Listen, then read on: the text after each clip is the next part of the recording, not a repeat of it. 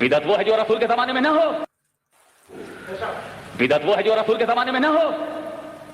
मैं बताता हूं, बिदअती तुम हो। कुरान पर देरो खबर रसूल के जमाने में नहीं था, तुमने क्यों किया?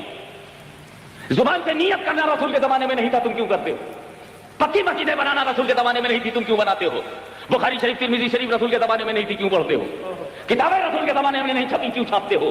दारुल उलूम रसूल के जमाने में नहीं बना, क्यों बनाते हो?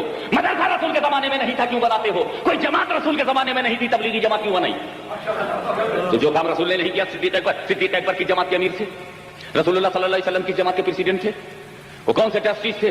मस्जिद नबवी के ट्रस्टियों का नाम बताओ। कोई नहीं था। फिर हर मस्जिद का ट्रस्टी बिदअती है।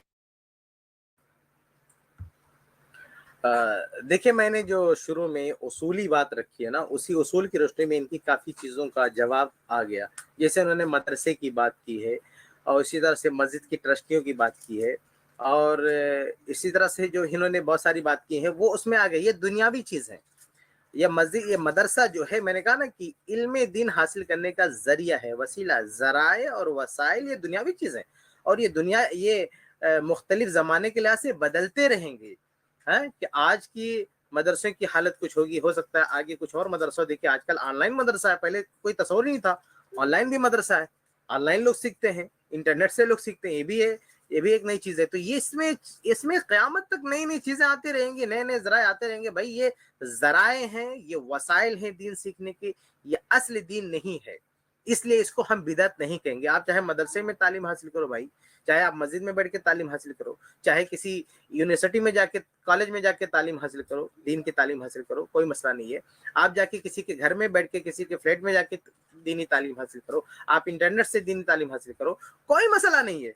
ये जरिया है, ये जरिया है। ज़राए असल में क्या है? ये दुनियावी चीज़ है।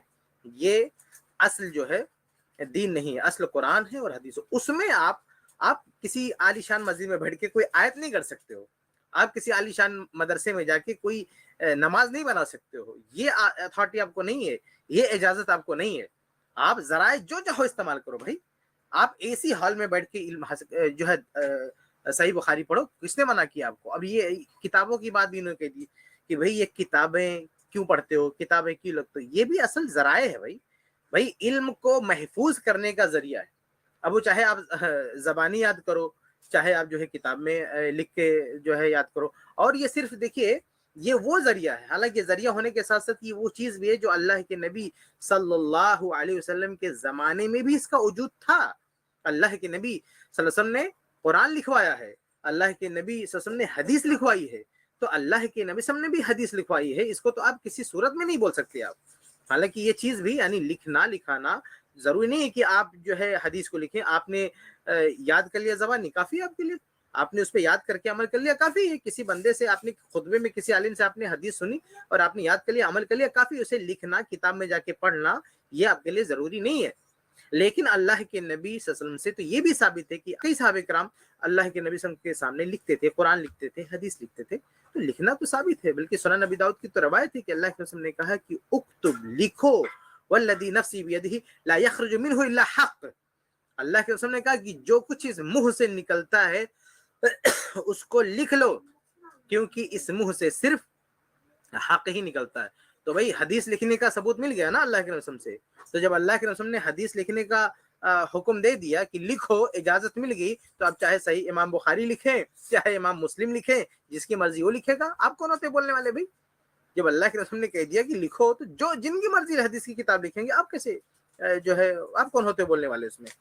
और बहरहाल ये चीज़ें भी, असल किताबें असल में इल्म के लिए जरिया है, इसमें कोई मसला ही नहीं है। और इसी तरह से इन्होंने एक बात ये भी कही है कि नमाज में नियत बिदअत है, ये भी शायद इन्होंने कही है। तो इसमें हम आपसे इत्तेफाक करते हैं कि बिदअत है और इसका कोई सबूत नहीं, इसमें नहीं अमल करना चाहिए। नमाज में जो नियत का मसला ना, यकीनन ये बिदअत है, क्योंकि ये इबादत में आ गया ना ये नमाज में आ गया। अब नमाज ये खालिस इबादत है, यहाँ नहीं चलेगा भाई। यहाँ ये एहतियात की कहीं भूल ना जाए, ज़हन, ये सब नहीं चलेगा नमाज में, बिल्कुल नहीं। नमाज अल्लाह अकबर से लेके तस्लीम तक, ये चाहे दुनिया कितनी तरक्की कर जाए, आप चाहे जो है सफर में हो, चाहे आप हजर में हो, चाहे आप जो है मस्जिद में हो, चाहे आप मदरसे में हो, चाहे आप जो है मैदान में हो, चाहे एसी हाल में हो, آپ کو اللہ اکبر سے لے کر سلام تک ویسے ہی نماز ادا کرنی ہے جیسے اللہ کے نبی صلی اللہ علیہ وسلم نے سکھایا ہے. صلو کما رأیتمونی اصلی.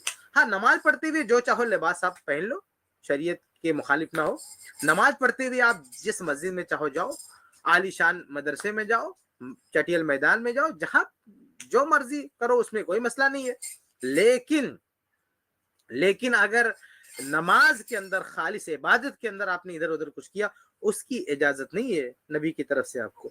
تو یہ جو آپ نے کہا نا، حجت قائم کیا کہ نماز میں جو ہے نیت کا مسئلہ کہاں سے لے آئے، تو ہم اس کو نہیں مانتے. وہ آپ کی جو ہے آپ سے ہی، آپ کی گروہ سے تعلق رکھنے والا ایک طبقہ ہے، شاید آپ ان کو جواب دے رہے ہیں کہ آپ کہاں سے لے آئے، تو وہ اس کا جواب دیں گے. ہمیں جواب دینے کی ضرورت نہیں. ہم تو کہتے ہیں بدعت ہے بھائی، ہم تو کھلا عام کہتے ہیں کہ بدعت ہے. نماز میں زبان سے نیت کرنا بدعت ہے، اس کی کوئی گنجائش نہیں ہے. نہ قرآن سے اس کا ثبوت ہے، نہ اللہ کے نبی صلی اللہ علیہ وسلم کی حدیث سے ثبوت ہے، نہ صحابہ کرام کے عمل سے ثبوت ہے. اس لیے یہ بدعت ہے، اس کی کوئی گنجائش نہیں. آپ یہ نہ سمجھیں کہ اس کو لوگوں نے مان کے رکھا ہے. کسی نے مان کے رکھا ہو، جو مانے، یا آپ کا مسئلہ ہے یا دوسرے کا مسئلہ ہے، جو کریں یہ سراسر بدعت ہے. نماز میں اس کی قطعاً گنجائش نہیں ہے، بدعت ہے، اس میں کوئی شک نہیں.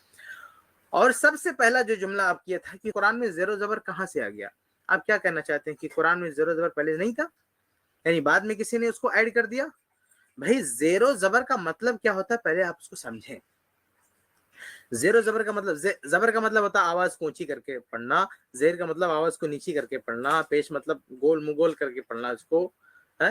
جیسے الحمدللہ رب العالمین، تو اس میں جہاں کہیں ہم آواز کو اوپر کرتے ہیں، کہیں نیچے کرتے ہیں، کہیں مگول کرتے ہیں، اسی کو بتانے کے لیے، اسی کی طرف اشارہ کرنے کے لیے وہ زبر زیر کی علامت ہوتی ہے. وہ جو لکھا جاتا ہے، ایک علامت لکھی جاتی ہے، اس علامت لکھی گئی ہے بعد میں. اس میں کوئی شک نہیں کہ بعد میں قرآن کا جو مصحف ہے اس میں بعد میں علامت لکھی گئی، لیکن اس کا یہ مطلب نہیں ہے کہ پڑھنے کا جو انداز تھا، جو قرأت ہے، وہ پہلے اس کا ثبوت نہیں تھا، پہلے اس کا وجود نہیں تھا. ہرگز نہیں بھائی. یہ باقاعدہ تواتر کے ساتھ قرأت بھی باقاعدہ اللہ کے نبی صلی اللہ علیہ وسلم سے صحابہ کرام نے قرأت، قرآن کی قرأت سنی ہے، صحابہ کرام سے تابعین نے سنی ہے، اور ایسے سند کے ساتھ، سلسلے کے ساتھ ہم تک قرأت بھی پہنچی ہے. جیسے قرآن کے حروف ہم تک پہنچے ہیں، ایسے قرآن مجید کی قرأت بھی ہم تک پہنچی ہے. تو یہ جو ہاں آواز ہم نیچی کر کے پڑھتے ہیں، اونچے کر کے پڑھتے ہیں، ایسا نہیں کہ ہم نے ایڈ کیا، پہلے ایسا نہیں پڑھا جاتا تھا. بھائی آپ دیکھیں کہ جیسے آپ پڑھتے ہیں الحمدللہ رب العالمین، تو کیا اللہ کے نبی صلی اللہ علیہ وسلم نماز میں نہیں پڑھتے تھے الحمدللہ رب العالمین؟ پڑھتے تھے. تو کیا اللہ کے نبی، آپ سے کوئی پوچھے کہ الحمد میں ہا پہ آپ نے کیا پڑھا ہے، آپ کہیں گے زبر پڑھا. تو جب اللہ کے نبی نے پڑھا تھا مسجد نبی میں، تو کیا پڑھا تھا؟ زیر پڑھ دیا تھا اس کو، زبر نہیں پڑھا تھا. بھائی آواز اونچی کر کے پڑھنا، اس کا ایک نام آپ نے دیا ہے زبر. آپ یہ کہہ سکتے کہ یہ نام کہاں سے آیا، آپ یہ کہہ سکتے ہیں کیوں لکھا گیا، لیکن جو اصل چیز ہے اس کو آپ نیا نہیں بول سکتے. یعنی جو قرآن میں جو زبر زیر ہے، یعنی جو پڑھنے کا جو انداز ہے، قرأت کا جو انداز، اس کو آپ زبر زیر نہیں کر سکتے. وہ اللہ کی طرف سے آیا ہے، اللہ کے نبی صلی اللہ علیہ وسلم نے صحابہ کرام کو ویسے پڑھ کے بتایا ہے. تو یہ نئی چیز ہے ہی نہیں. آپ سوچیں، اگر آپ کامن سینس آپ سوچیں، ذرا ذہن لگائیں کہ اگر قرآن میں یہ نئی چیز ہوتی، یعنی پہلے سے نہ تھی اور ایڈ کر دی گئی، تو پہلی چیز یہ غور کریں کہ اللہ تعالیٰ کا وعدہ کہاں گیا. اللہ تعالیٰ نے تو ذمہ داری لی ہے نا کہ دین میں نئی چیز کوئی نہیں لا پائے گا. تو قرآن محفوظ ہے، پوری امت کا دعویٰ ہے، اور آپ کہہ رہے ہیں کہ نہیں زبر زیر اس میں ڈال دیا گیا، یہ کیسے ممکن ہے؟ دوسری بات یہ ہے کہ کیا زبر زیر اس میں بڑھانے سے، آپ کہتے ہیں ہم تو نہیں مانتے بڑھا دیا گیا، ہم تو کہتے صرف لکھا گیا. زبر زیر بڑھانے سے بتائیے الحمدللہ رب العالمین، ایک آدمی پڑھتا ہے الحمدللہ رب العالمین، اس قرآن سے پڑھتا ہے جو زبر زیر جس میں لگا ہوا، اور ایک آدمی اپنے سینے میں جو یاد کی ہوئی ہے قرآن مجید وہاں سے پڑھتا ہے. آپ بتائیے کہ دونوں کے ثواب میں کیا فرق ہے، یا معنی میں کیا فرق ہے؟ ایک آدمی نے اس قرآن سے پڑھا جس میں زبر زیر لگا ہوا تھا، الحمدللہ رب العالمین پڑھا، اور ایک آدمی نے اس جگہ سے پڑھا، مان لیجیے ہم کسی کو لکھ کے دے دیں الحمدللہ رب العالمین، زبر زیر نہ رہے، صرف حروف رہیں، ہم نے کہا آپ پڑھو بغیر زبر زیر، اس نے پڑھ دیا الحمدللہ رب العالمین. آپ بتائیے کہ دونوں کے مفہوم میں کوئی فرق ہے، یا ایک آدمی اپنے جو ہے سینے سے یاد کیا ہوا ہے، حفظ کیا، وہاں سے الحمدللہ رب العالمین پڑھا ہے، تین لوگوں سے پڑھاؤ، ایک حافظ ہو اس سے الحمدللہ رب العالمین پڑھواؤ، اور ایک آدمی کو مصحف دو، قرآن کا نسخہ دو جس میں زبر زیر لگا ہوا، وہاں سے پڑھے الحمدللہ رب العالمین.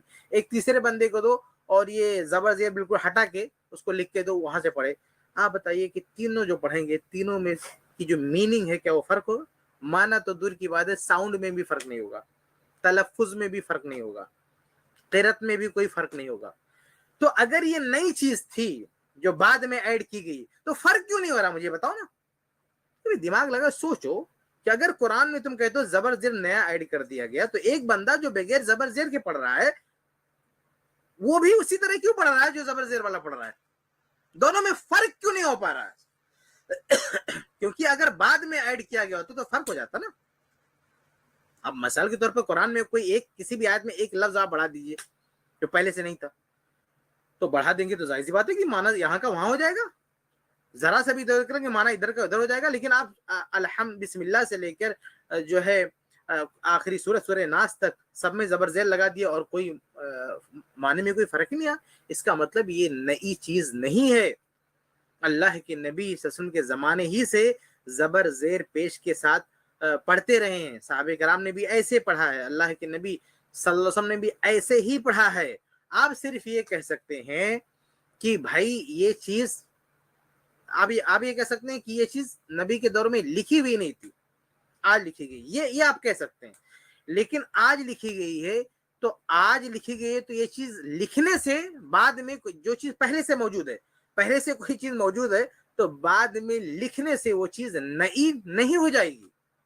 کوئی چیز پہلے سے موجود ہے لکھی ہوئی. ابھی دیکھیے سورج چاند پہلے سے موجود ہے، میں اپنی ایک کاپی میں لکھ دوں سورج چاند، تو میرے لکھنے سے کیا وہ آج سورج بنا ہے، آج چاند بنا ہے؟ بھائی پہلے سے موجود ہے، میرے لکھنے سے کیا فرق پڑے گا؟ ہاں، جو چیز پہلے سے موجود ہے تو میں لکھ دوں گا تو کہ وہ آج کا ہو جائے گا، آج کا نہیں ہو جائے گا. دوسری مثال یہ دیکھیں جس سے میں آج جو کچھ آپ کے سامنے بول رہا ہوں، یہ اگر کوئی لکھ دے، ہم لوگ اردو لکھتے ہیں نا، اردو میں زبر زیر نہیں ہوتا ہے. اردو پیپر آتا، نیوز پیپر، انقلاب ممبئی میں روزانہ لوگ پڑھتے ہیں، اس میں کہاں زبر زیر ہوتا؟ زبر زیر نہیں ہوتا، لیکن اردو مادری زبان پڑھتے آتے ہیں. تو یہ جو کچھ میں بول رہا ہوں اس کو یہ ریکارڈ ہے، یوٹیوب پہ ریکارڈ ہے. اگر 10 سال کے بعد کوئی لکھے، اس کو لکھ لے، یا مان لو آج میں لکھ کے دے دوں، 10 سال بعد اس میں زبر زیر لگا دے، تو کیا اس میں کچھ بڑھ جائے گا، کچھ گھٹ جائے گا؟ ہرگز نہیں. تو لکھنے سے کوئی چیز نئی نہیں ہو جاتی ہے، ورنہ پھر آپ زبر زیر کیا. آپ کو تو یہ بھی کہنا چاہیے کہ جو قرآن کی حروف ہیں، جو قرآن کی حروف، یہ بھی اللہ کی طرف سے نہیں ہے، یہ صحابہ نے بنائے. یعنی یہ آپ کی اصول کی روشنی میں یہ ثابت ہوتا ہے کہ قرآن کی حروف بھی یہ اللہ کی طرف سے نازل نہیں ہوئی، یہ تو صحابہ نے لکھا. ظاہر سی بات ہے اللہ تعالیٰ نے جو قرآن دیا جبرائیل علیہ السلام کو، اس میں زبر زیر لکھا ہوا نہیں تھا، حروف بھی لکھے ہوئے نہیں تھے. آپ زبر زیر کی بات کرتے ہیں نا کہ بعد میں لکھا گیا، میں حروف کی بات کرتا ہوں. حروف کب لکھے گئے؟ کیا اللہ تعالیٰ نے لکھ کے دیا تھا جبرائیل علیہ السلام کو؟ نہیں. اور جبرائیل علیہ السلام نے جو قرآن ہمارے نبی صلی اللہ علیہ وسلم کو پڑھایا، کیا وہ لکھ کے کوئی کاپی دیا، کوئی نسخہ دیا لکھ کے؟ اللہ کے نبی صلی اللہ علیہ وسلم نے جو قرآن وصول کیا، جو سنا جبرائیل علیہ السلام سے، وہ لکھا ہوا قرآن نہیں پڑھا تھا، جبرائیل علیہ السلام نے پڑھ کے بتایا تھا. یہاں بھی حروف نہیں لکھے ہوئے. پھر اللہ کے نبی صلی اللہ علیہ وسلم نے صحابہ کرام کو قرآن بتایا، پڑھایا. اب اللہ کے نبی بھی حروف لکھ کے نہیں دے رہے ہیں. آپ دیکھیں 3 سلسلہ، اللہ رب العالمین نے قرآن جبرائیل علیہ السلام کو دیا، حروف لکھے ہوئے نہیں تھے. جبرائیل علیہ السلام نے یہ قرآن اللہ کے نبی صلی اللہ علیہ وسلم کو دیا، یہ حروف لکھے ہوئے نہیں تھے. اللہ کے نبی صلی اللہ علیہ وسلم نے یہ قرآن صحابہ کرام کو دیا، اللہ کے رسول نے لکھ کے نہیں دیا، صحابہ لکھ رہے ہیں. حروف کون لکھ رہا ہے؟ صحابہ لکھ رہے ہیں. تو کیا آپ یہ کہیں گے کہ یہ حروف صحابہ کے دور میں بنے؟ صحابہ کے دور میں یہ جو ہے صحابہ کرام نے حروف قرآن میں ایڈ کر دیا، یعنی پہلے سے نہ تھا، اللہ کی طرف سے نہیں دیا گیا تھا اور صحابہ نے اس میں بڑھا دیا؟ ہرگز نہیں. بھئی حروف بھی اس کے جو الف با تا جو ہے نا، وہ حروف بھی صحابہ نے لکھے ہیں. وہ حروف لکھ کے نہ اللہ نے دیا تھا، نہ جبریل نے دیا، نہ اللہ کے رسول صلی اللہ علیہ وسلم نے دیا تھا. یہ اوپر سے قرآن تلاوت ہو کر آیا ہے، صحابہ کرام نے اس کو لکھا ہے حروف. تو اب کیا کوئی کہہ سکتا ہے کہ صحابہ نے حروف لکھا اس لیے یہ حروف، یہ جو قرآن ہے یہ اللہ تعالیٰ کی طرف سے نہیں، یعنی کچھ بڑھ گیا؟ یعنی صحابہ کرام کی حروف میں قرآن کو درج کرنے سے کیا قرآن میں کچھ ایڈ ہو گیا؟ کیا آپ کہیں گے کہ سارے حروف صحابہ نے بنائے؟ تو پھر اللہ تعالیٰ کی طرف سے جو قرآن تھا وہ کہاں گیا بھائی؟ یہ حروف صحابہ نے بنائے، زبر زیر آپ نے بنا دیا، تو پھر قرآن گیا کہاں؟ اصل قرآن کہاں ہے؟ قرآن جو لکھا ہوا اس میں دو ہی چیز دکھ رہی ہے نا، ایک تو حروف دکھ رہے ہیں اور ایک زبر زیر دکھ رہا ہے۔ اس وقت جو نسخہ ہے ہمارے پاس دو چیز دکھتی، ایک تو حروف اور ایک زبر زیر۔ حروف کس نے لکھا؟ صحابہ نے۔ زبر زیر کس نے لکھا؟ بعد کے لوگوں نے۔ تو اب اصل قرآن کہاں ہے بھائی؟ آپ سمجھتے ہیں کہ یہی یہ بعد کے لوگوں نے لکھا ہے، حروف کسی اور نے لکھا ہے، زبر زیر کسی اور نے لکھ دیا، تو قرآن کہاں گیا؟ آپ کی نظر میں قرآن ہے کیا؟ مجھے یہ بتا دو، کس چیز کو آپ قرآن بولتے ہو؟ کیا ہے قرآن آپ کی نظر میں؟ ہاں؟ تو حقیقت میں حروف کیا ہے؟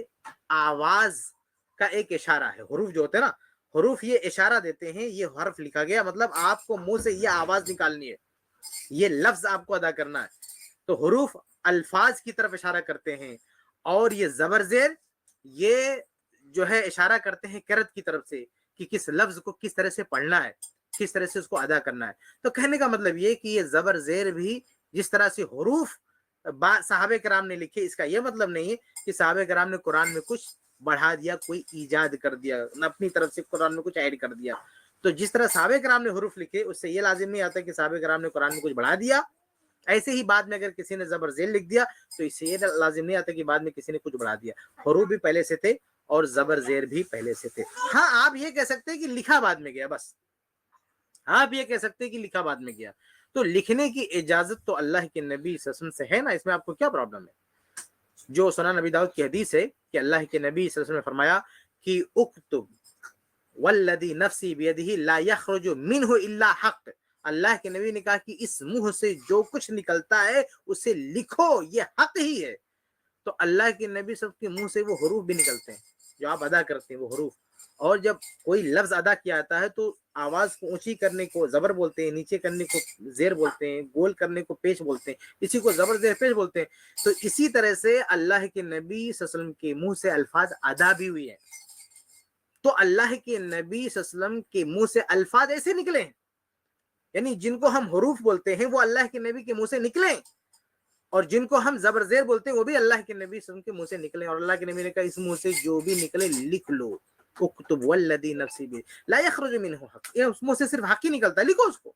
تو ثبوت تو موجود ہے لکھنے کا، کیا پرابلم ہے آپ کو؟ یہ کیسے بدعت ہو جائے گا؟ اللہ کے نبی صلی اللہ علیہ وسلم کی طرف سے اجازت موجود لکھنے کی، حدیث لکھنے کی، قرآن لکھنے کی، منہ سے جو کچھ نکلا۔ صحابہ کرام کو ضرورت نہیں تھی زبر سے لکھنے کی، لیکن نبی نے اجازت دے دی، جو کچھ منہ سے نکلا اسے آپ لکھو۔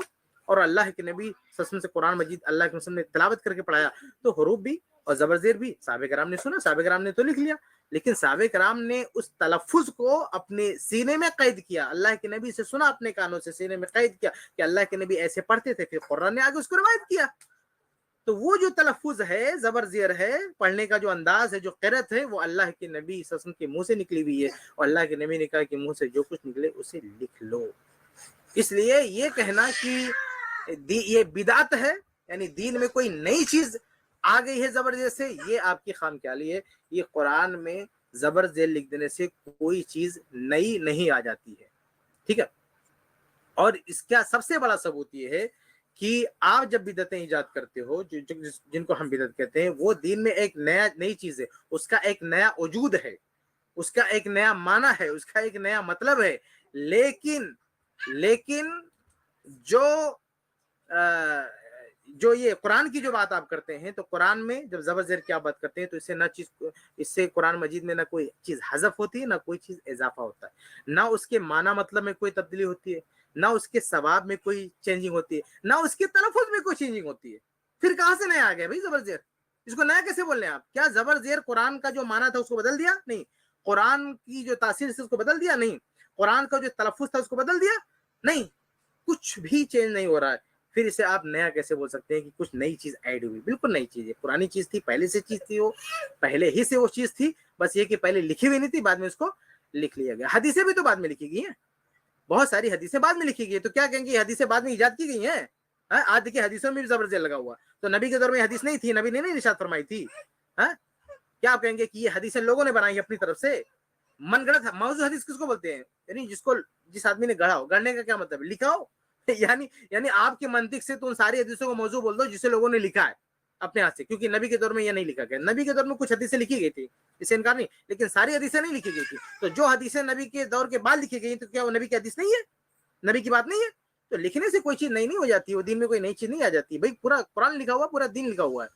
تو بہرحال یہ ان کے شبہے کا جواب تھا, جس سے یہ ثابت کرنا چاہتے تھے, الزامی جواب دینا چاہتے تھے کہ یہ دیکھیے دین میں یہ بھی چیزیں بدعت ہے. تو ان میں سے کوئی بھی چیز کیا ہے, بدعت نہیں ہے, سوائے ایک چیز کے, نماز میں جو نیت آپ نے بات کی یقیناً وہ بدعت ہے, کیونکہ وہ عبادت میں اضافہ کیا جا رہا ہے, اس کی کوئی گنجائش نہیں ہے. اللہ تعالی ہم سب کو صحیح راہ پہ چلائے, ان تمام ہر قسم کی بدعت و خرافات سے بچائے.